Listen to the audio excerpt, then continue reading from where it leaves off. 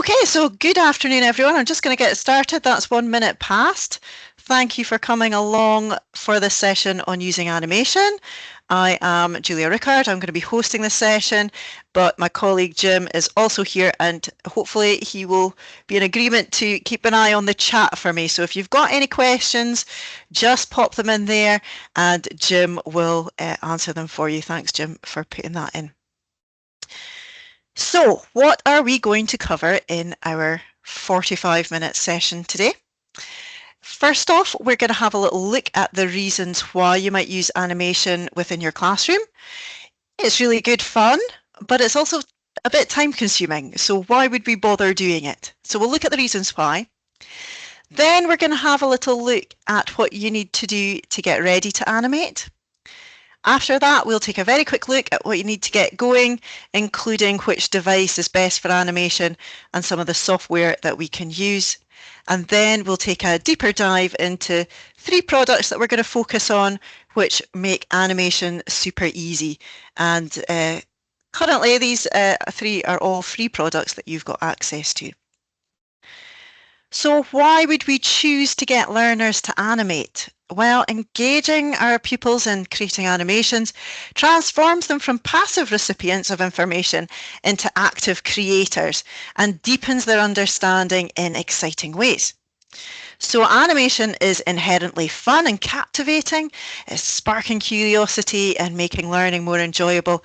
So this boosts engagement and motivation in the task. They know that there's going to be an end goal. So you can talk about how this will be shared with other classes or their parents and so on. And then having that audience in mind often helps learners want to produce something that is their very best work. They know it's not going to get forgotten in a jotter somewhere. And then pupils also learn to communicate ideas visually, and the process allows them to develop their understanding of concepts like sequencing, timing, and visual storytelling. It provides a canvas for pupils to express their unique ideas and bring their learning to life. So you'll be amazed with what they can come up with. Animation allows learners to express what they have learned in a different way. So traditionally, maybe we would have got pupils to write about it, and writing great long essays about what you've learned isn't always the most exciting for a lot of pupils and doesn't necessarily help them to retain information.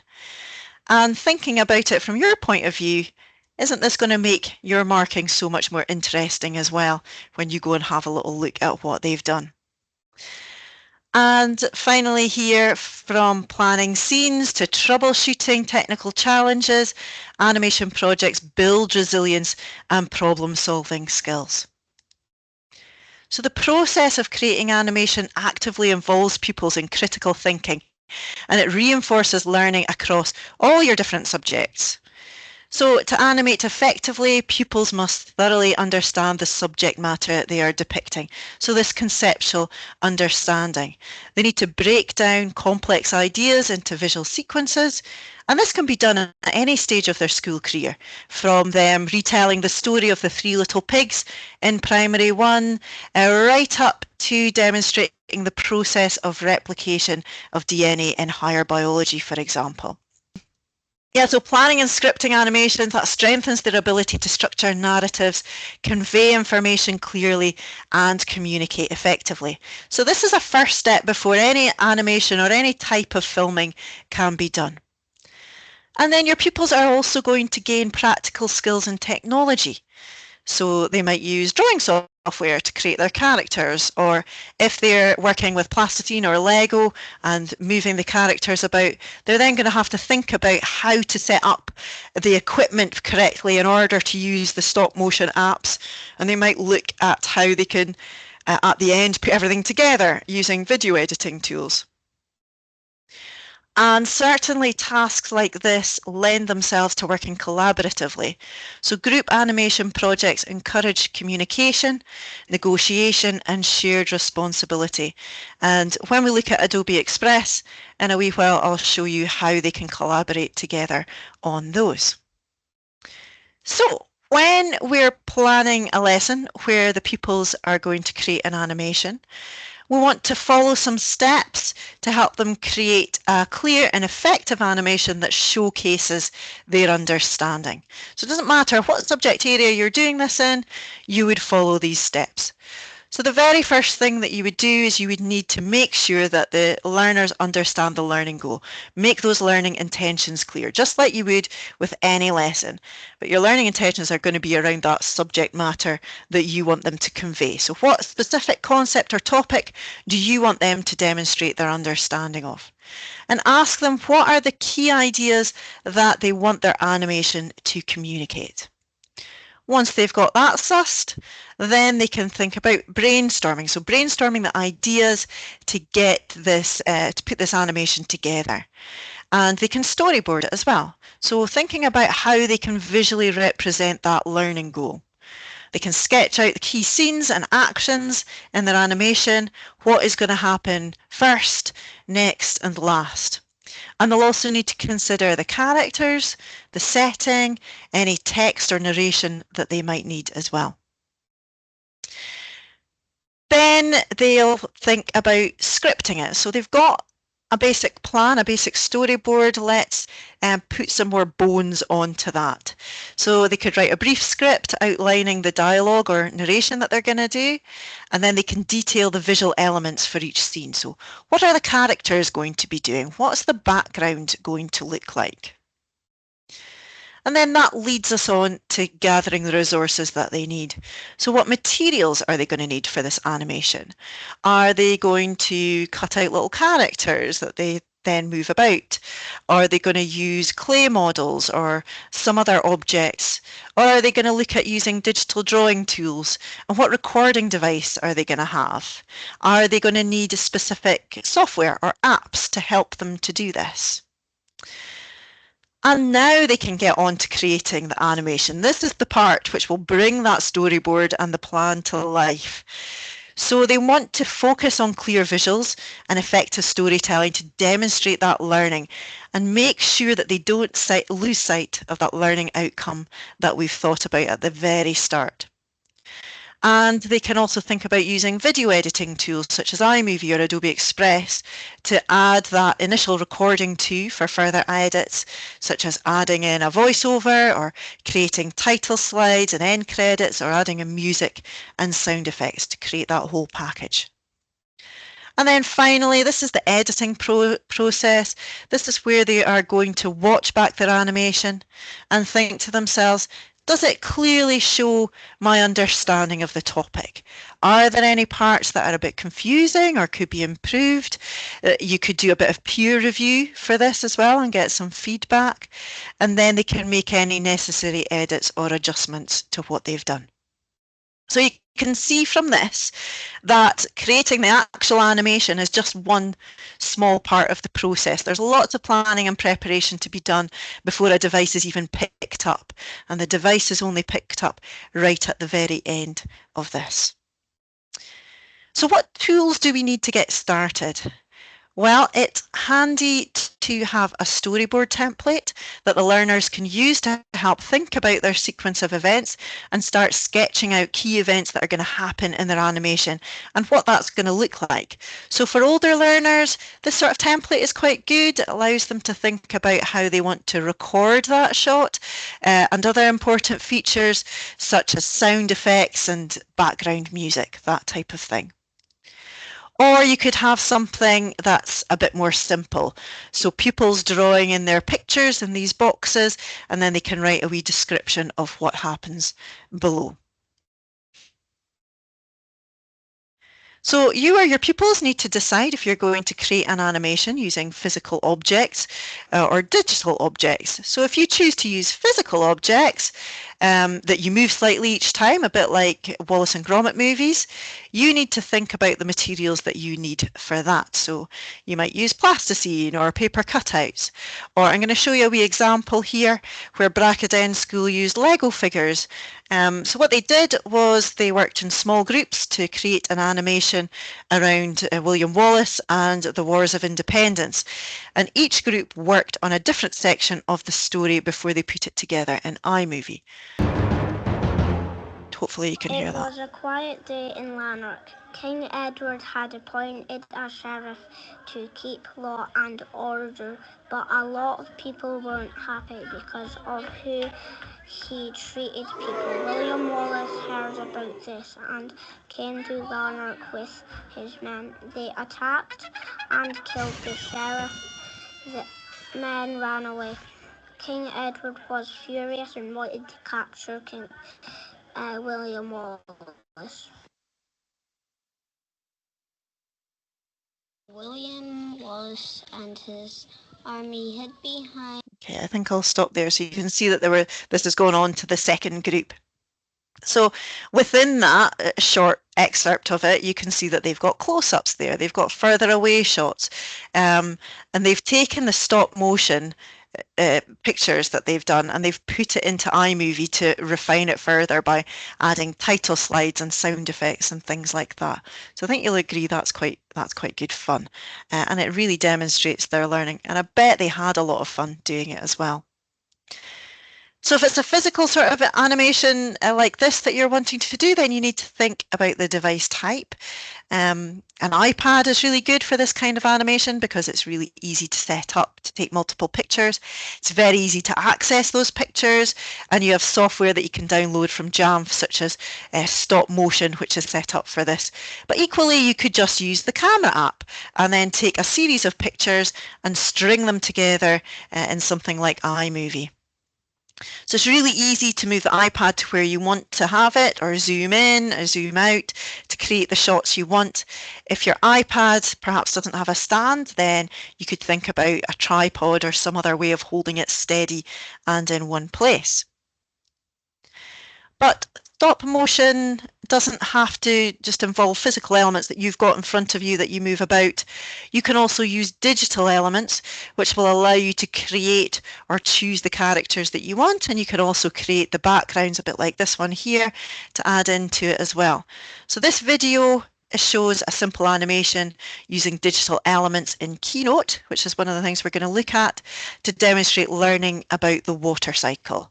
So they've just used the basic shapes within the Keynote to put that all together. And we're going to have a little look at some different programs that you can use for digital animation in this way. That's what we're going to spend most of our time today, is looking at those 3 different products and taking you through those so that you feel a bit more confident about using them. Right, so we're going to look at just 2 easy, Adobe Express and Keynote. So we will go into Adobe Express anyway, and I've got Adobe Express open on another tab, so hopefully that'll be okay. But to find Adobe Express, you go into the Aberdeenshire Council Launchpad and you will see it on there. I've added it to my Launchpad too for easy access, so you might want to do that with your pupils. But again, this is available in Glow and it's free. You've probably heard me banging on about Adobe Express before. So, right, I'm off track, but let's get back on track. For our older learners, this is really good, and we click on Make a Video. And hopefully it's going to get everything ready. So the pupils, they might want to make their own background and import that in, or they could go to Elements and look at backgrounds and choose a background from there. They can search in the backgrounds and put that in there. But what I'm going to do for the purpose of this task is I'm going to go into Media, and I'm going to generate my own image with AI. So I'm thinking about older learners, I'm thinking about a lesson about plants and animals. We'll look at photosynthesis. So let's click on Generate Image. We want a landscape to fill this page, and I'm going to type in a small layer of soil with grass on top, and a blue sky background.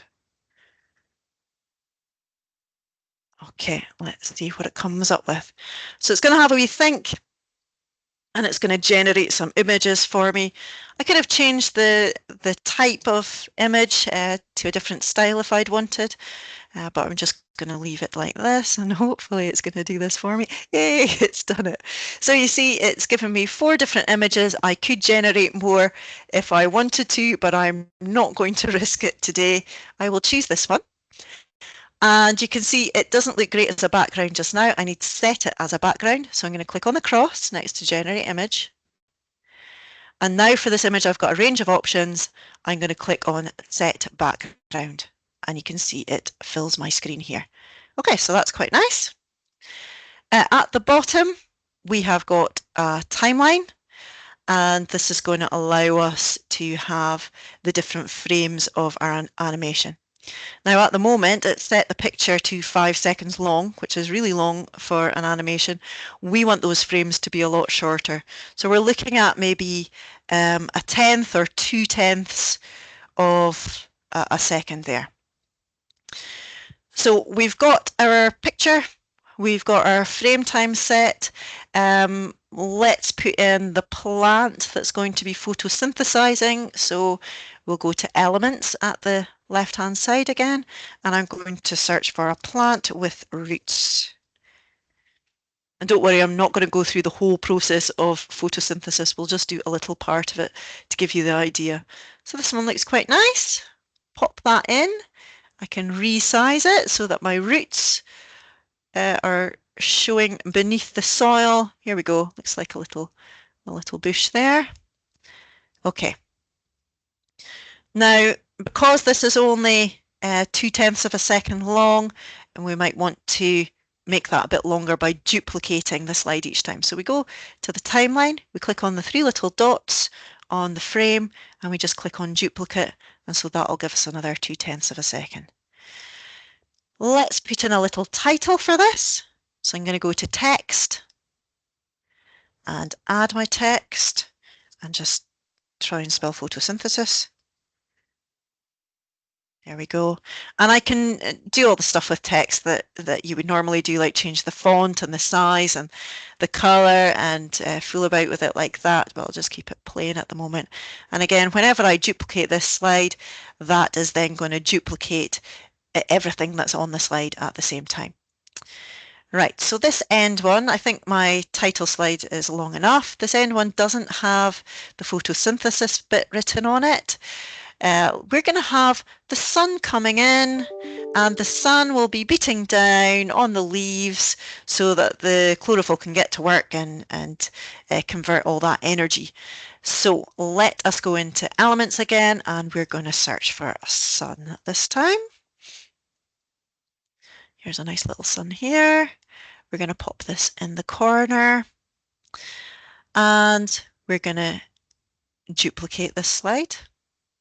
And so on the duplicated slide, we're going to move the sun slightly, and we're just going to continue to do this, moving the sun until it gets to where you want it to go.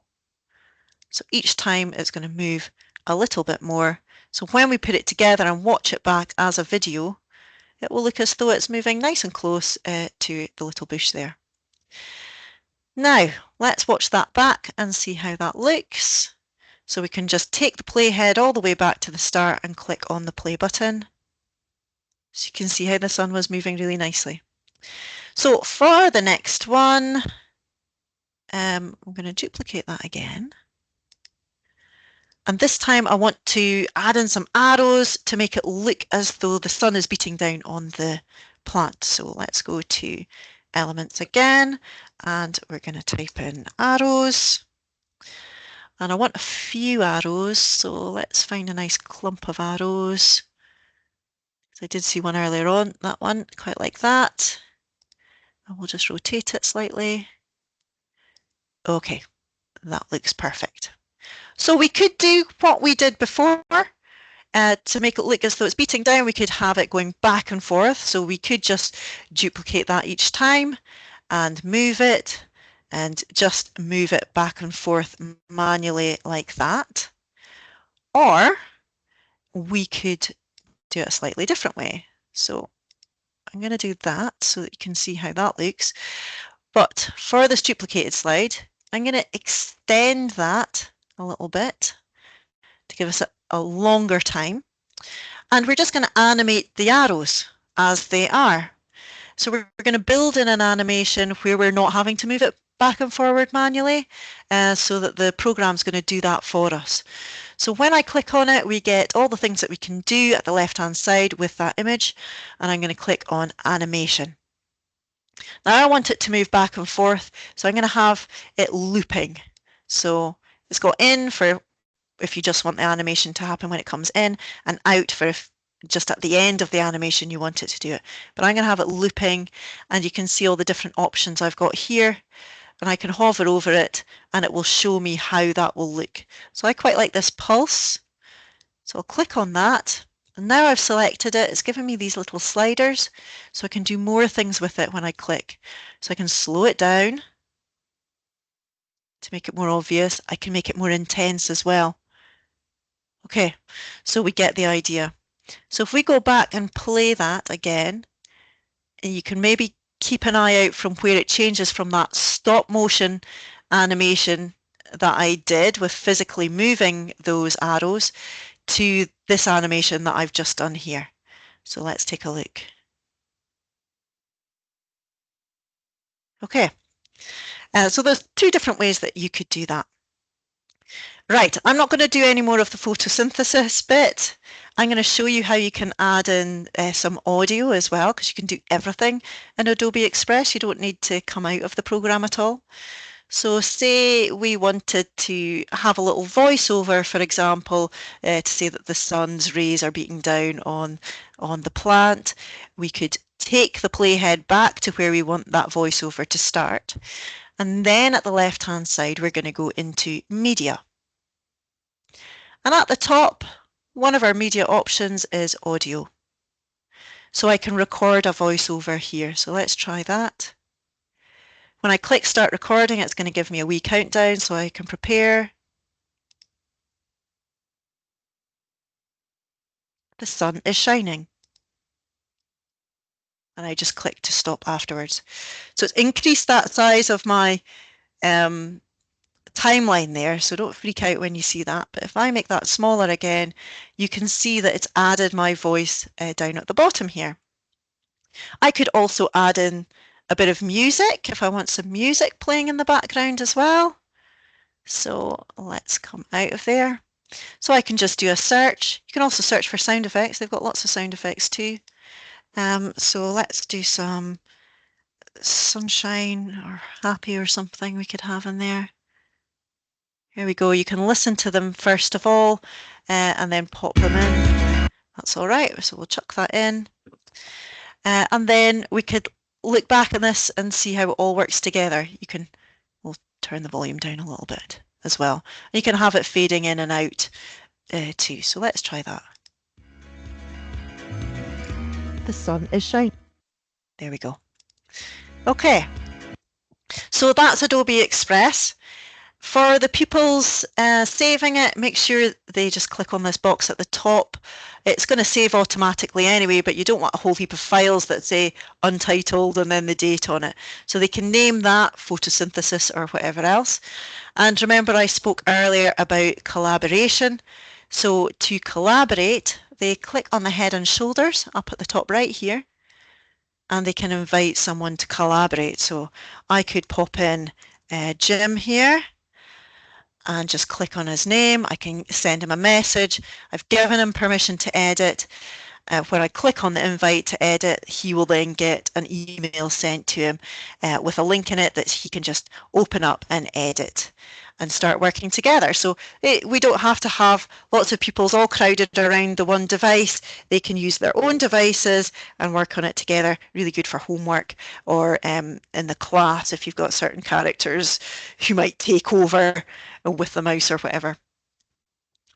For you to access it, you could get them to share it with you in much the same way.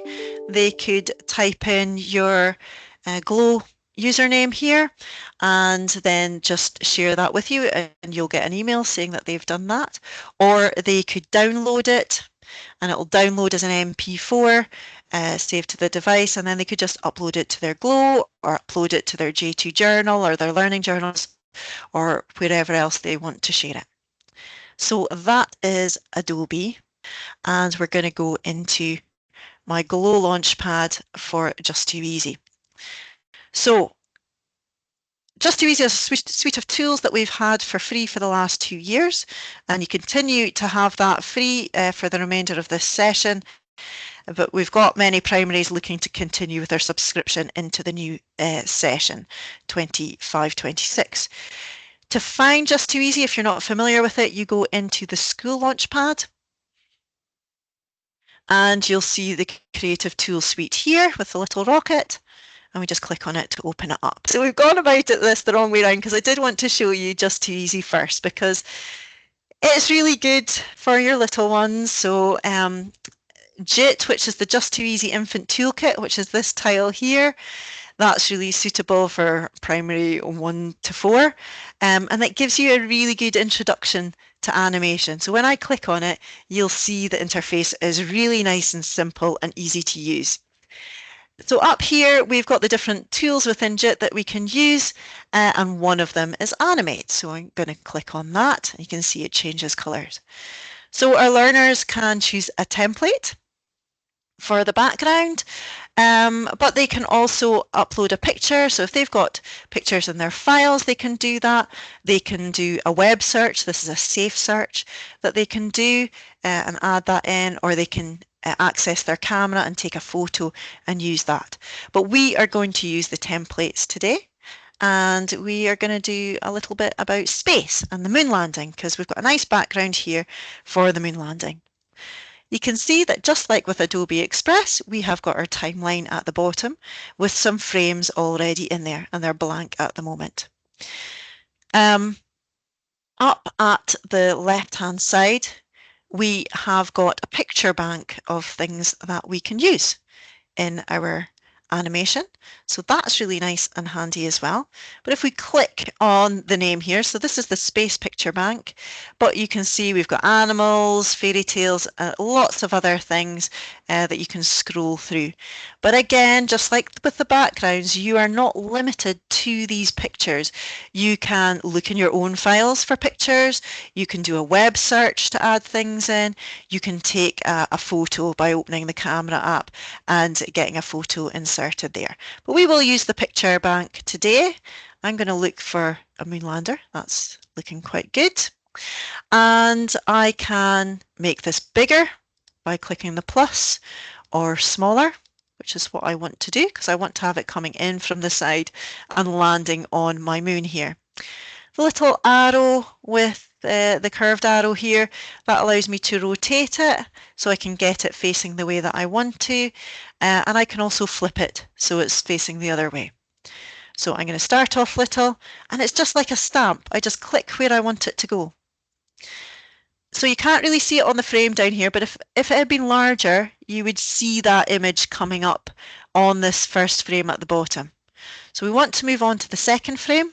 So we click on that, and you can see there's a little ghost of my moonlander there, just to help me remember where I placed the last image. So I'm going to make it a little bit bigger. I'm going to flip it because I want it to look as though it's moving back and forth. And then I'm going to click on the next frame. Make it bigger, flip it, and it's going to gradually come down to the moon. So let's do that. And you can see I'm on the last frame here, but don't worry about that because all we need to do is click on the plus symbol, and that will add on a new frame so I can keep going, and then this line here, the timeline, can keep going for me. Let's make that bigger as well. And if I want to duplicate a slide, I just click on the little red plus. If I've made a mistake, I can click on the cross and I'll get rid of that frame. So I can watch this back by pressing play. And you see it makes a nice little animation. And obviously I could add, you know, twinkling stars, or I could have him landing on the moon at the end and then a spaceman popping out and that sort of thing. But I just wanted to show you how it all works. I'm not going to take up all your time going through it, showing you the finished product. We can name it just by typing in the top here. And we can also click to make a recording, so that would allow us to record our voice so we could talk a little bit about what we're going to see in the animation. To save it, we click on the floppy disk up here. So although our children won't have ever seen a floppy disk, probably, they all know that this means save, and then that saves it into our My file. So I'll show you in a minute where you'll find that. And we can share it directly to our J2 journal as well. So that would publish it to our profiling app part of Just Too Easy, so that we've got a record of what we've done. Our parents can view that as well and see how good that is. And if you're familiar with Just Too Easy already, you'll know that whatever's saved in the child's My Files, you'll be able to go in and have a little look. And with J2 Journal, you can moderate anything before it's posted finally to J2 Journal. Now I want to draw your attention here to this little button at the top right here called Save as GIF. So if we save it as a GIF, it's going to save it as that little GIF type movie, which we can then import into other things if we want to. So let me go back into the J2 Launchpad, and we're going to go into My Files. That's where everything's saved. And you can see here is this is the space animation that I've just saved, but it's just saved as that animation. So I can't really do much with that except go back into it and edit it. But with this, the little GIF, if I go into the I for information, you can see I've got a download option. So I can now download that.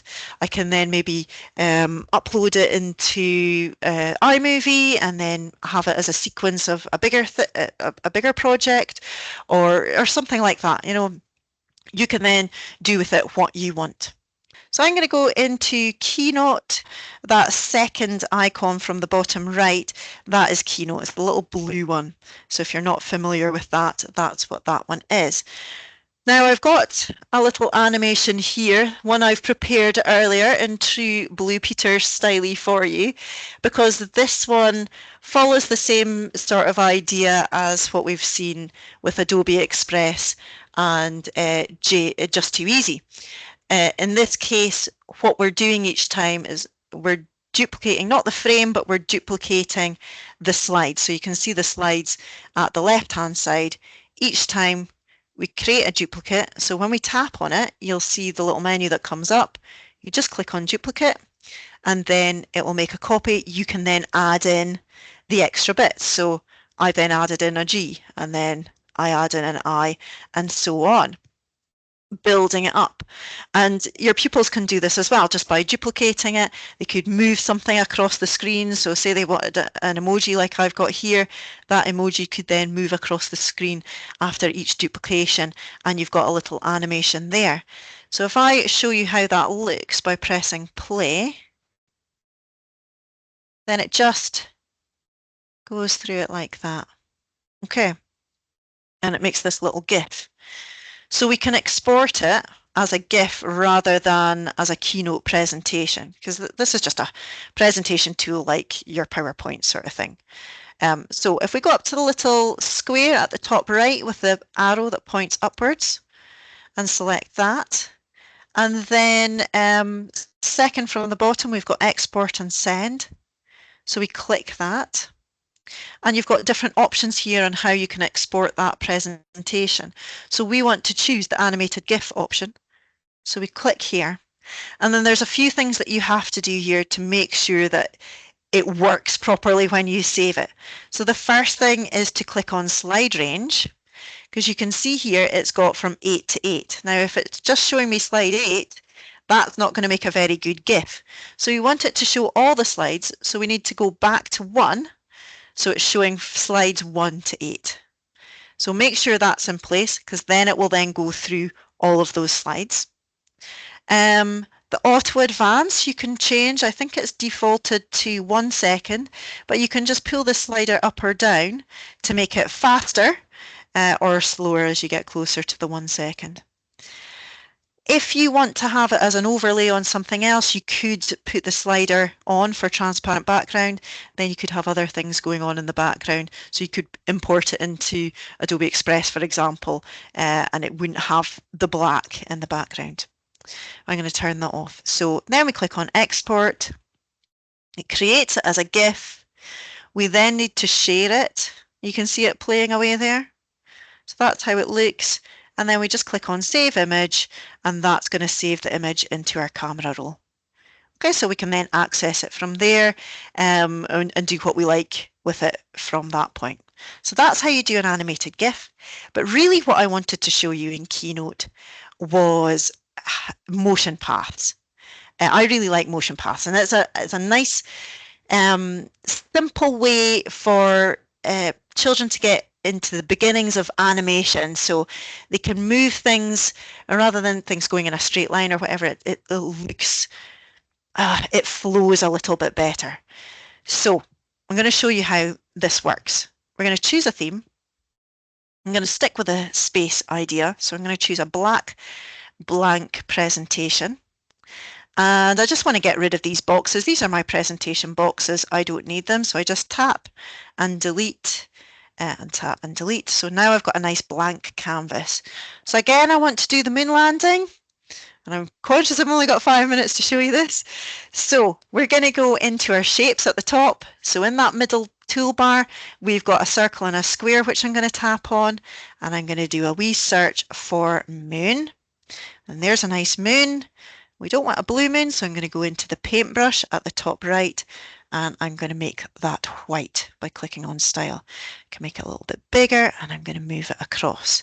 And I also want the planet Earth, because our rocket is going to come from the planet Earth. So here we go. It's the Earth. I can make that nice and big, and I'm going to have that in the foreground. And I want it to look kind of real. So again, I'm going to go into the paintbrush and I'm going to make that green. But to make that even more realistic, I'll go into the circle and square again, and I'm going to choose this circle. And it's a nice blue circle.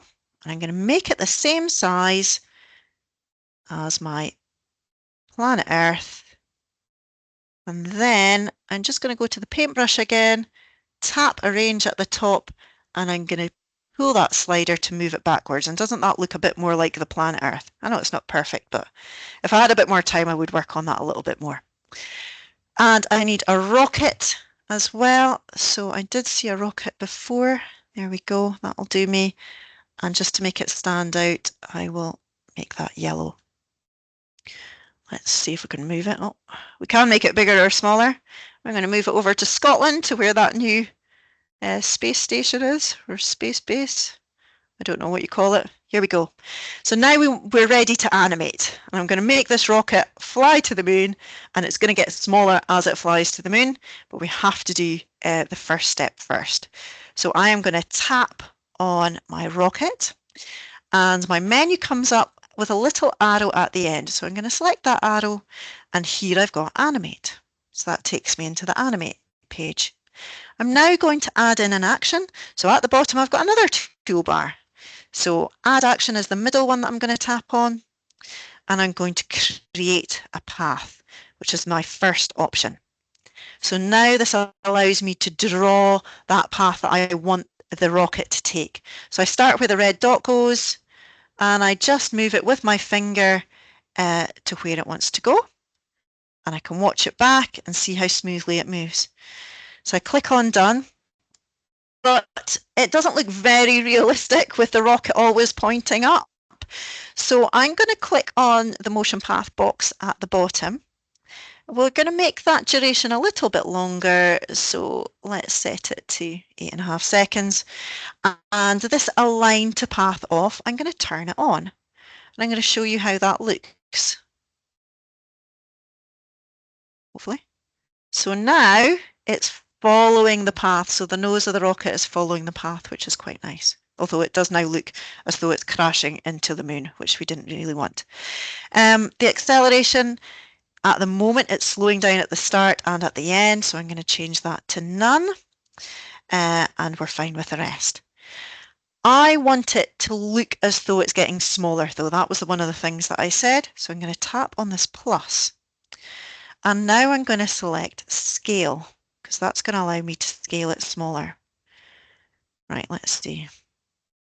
Oh, I'm going to do it. So now that's added in that scale action. So I can click on that. I want to make the duration the same. So I think it's 8.5 seconds. And I want it to get smaller, so I'm going to bring the scale down. So let's make it about 24% by the time it gets to the end. We'll do none for acceleration again, and we're going to have it starting at the same time as the motion path. So we click on with build one. So let's press play and see how that looks now. So we can see the rocket's following that path, and it's getting smaller and smaller until it gets to the moon, and it doesn't quite look as bad this time with it crashing into the moon. We can click on done when it's finished, and just like we did with the animated GIF, we can go up into that box with the upward arrow, export it and send, and you could export it and send as a movie and it will go straight into your photos album. For you ready to do whatever else you want with it. You could pop it into iMovie and then do a voiceover, put background noises in of the whooshing rocket, all that kind of thing. So just to summarise, we have looked at the reasons why you might use animation in class with your learners. We've thought about the preparation that you need to do and the tools that you need to get ready before you start doing any filming. Then we looked at particular tools that we are using. So 3 of them that we've currently got available for us. And I've shown you the basics of how to use these tools to make simple animation, but you can take these as far as you want to with them. I'm sure that your pupils will do that as well.